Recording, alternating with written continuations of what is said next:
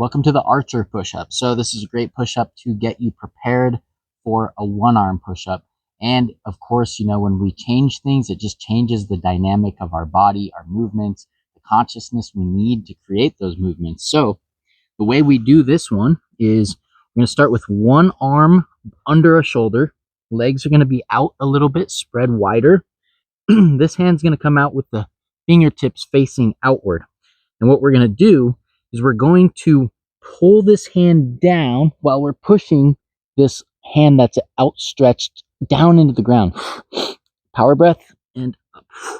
We're going to pull into our lat. And then the other side.